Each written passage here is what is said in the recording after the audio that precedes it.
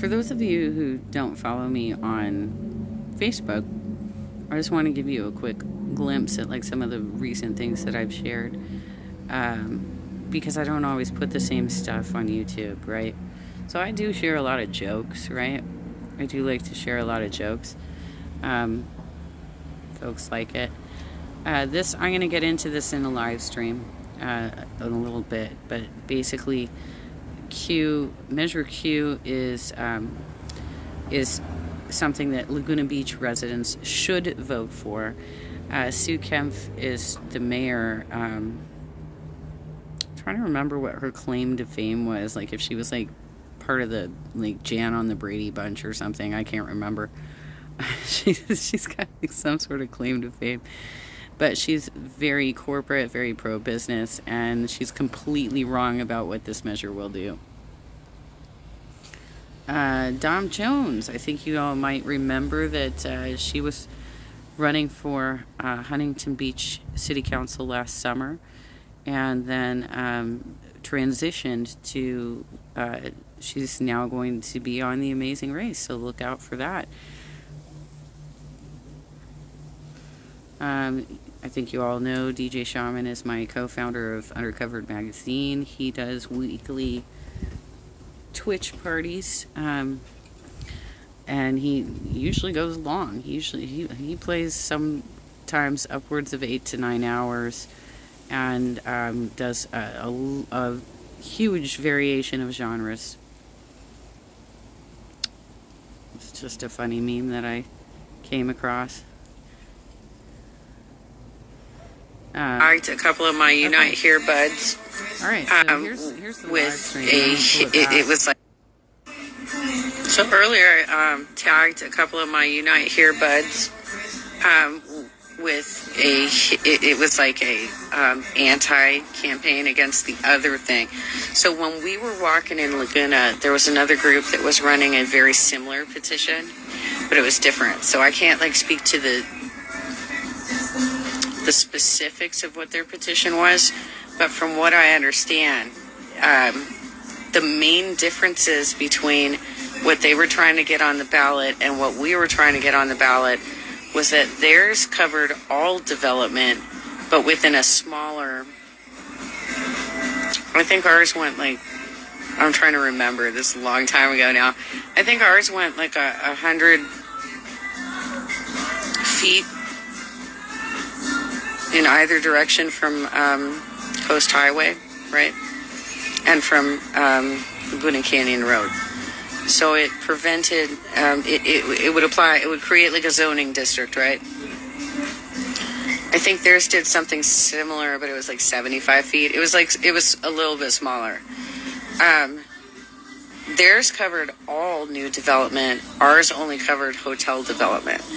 But ours covered also hotel renovations and some other things, you know, like, I don't know if theirs covered parking. Ours did cover the parking for their employees, right? But the other group, they got their signatures and they are on the ballot in Laguna Beach. So yes, on cue.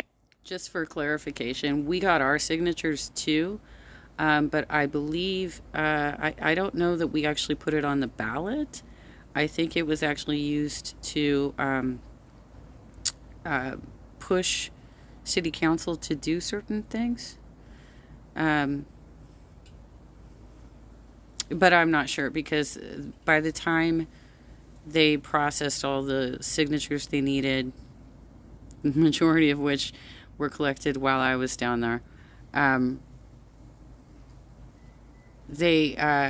had already been bitten by a dog at this point, and was going into serious pain cycles and wasn't getting all the updates anymore, and communication started stalling out. So there's already like, you know, anti-messaging against it, trying to say this is going to prevent all small businesses from popping up. Not true, because if it's truly similar to what we were circulating, the only way that new business would go to a vote is if they wanted to deviate from what was incorporated into the municipal code as being acceptable for building, right?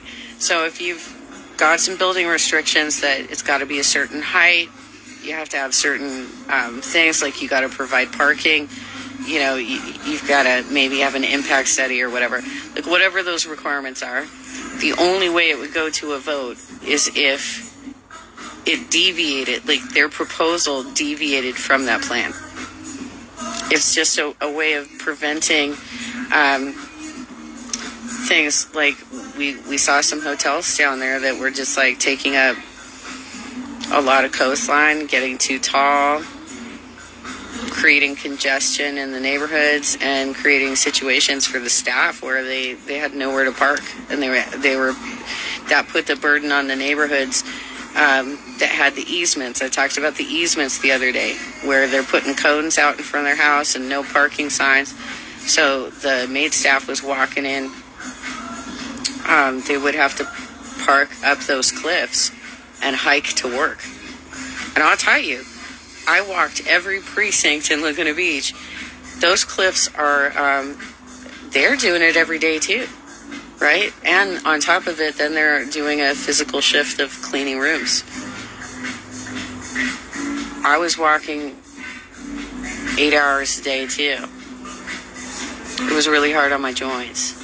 I was already having joint pain. I was already on a 4-hour walk restriction before I got bit by a dog.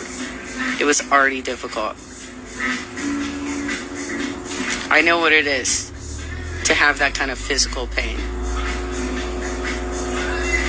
So, if you live in Laguna Beach, yes, on cue. Rein it in.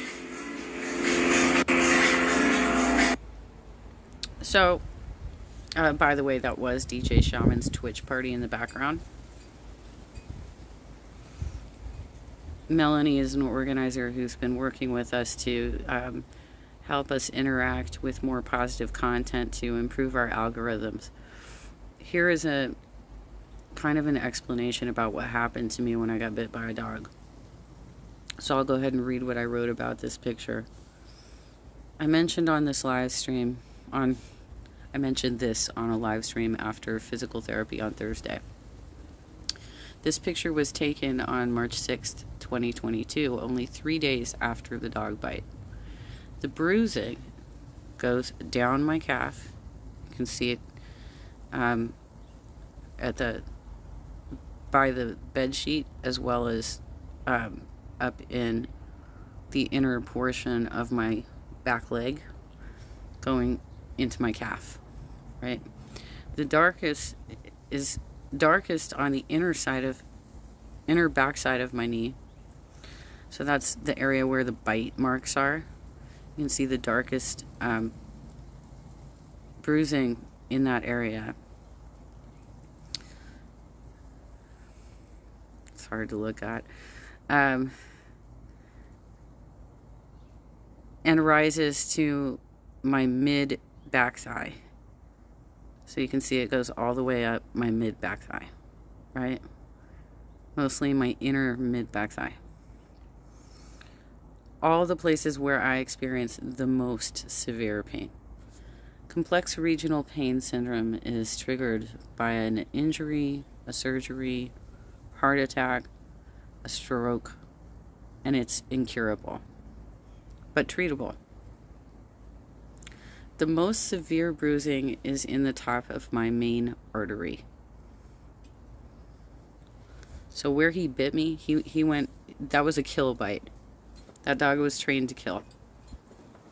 Had I been wearing shorts, he would have ripped my leg open. When I recently reviewed the urgent care visit notes, the doctor said I had full range of motion, despite observing my obvious limp. So he made it out like, you're going to be fine, right? I went to a workers' comp doctor a few days later as a follow-up. The workers' comp doctor never bothered to observe me walk. He never looked at, and he never did in any of my appointments. And that's why I'm going to a different doctor now. But this was nerve damage. And there's a lot of concerns here about like workplace safety, right? We were being asked to do some pretty dangerous things.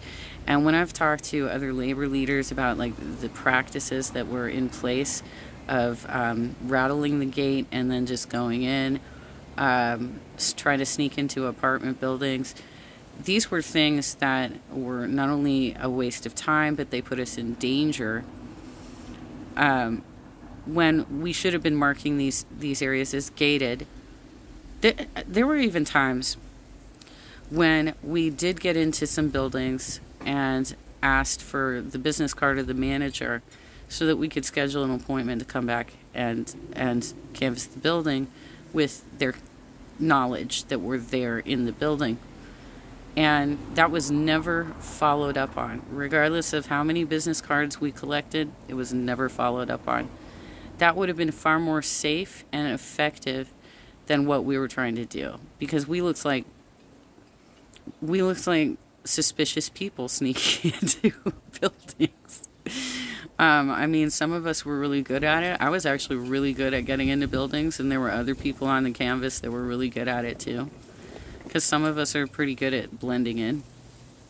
But that's not the majority of our canvas staff were people of color, and that was high risk, really high risk for them. I've mentioned some of the dangers before, that we've had canvassers have guns flashed at them. We've had canvassers who were told inside of apartment buildings that they were going to be killed if they came back. There were some altercations. But as far as I know, I actually know, now I know, I did not receive the most severe injury. One of the other canvassers did, because she fell downstairs and hurt both legs, has nerve damage in her back, and is going to need shoulder surgery. I think she said she also needs to have her arm rebroken, and she's going to have wrist surgery too. So I don't know if that's one or two surgeries there, but she can't have them at both at the same time. But this is because, and we had people stocked in turf and stuff. We were doing some pretty dangerous work. And, I obviously have expressed many, many thoughts on how it could have been different, how it could have been safer, and how it could have been a more respectful environment for the staff. But anyway, that's the update.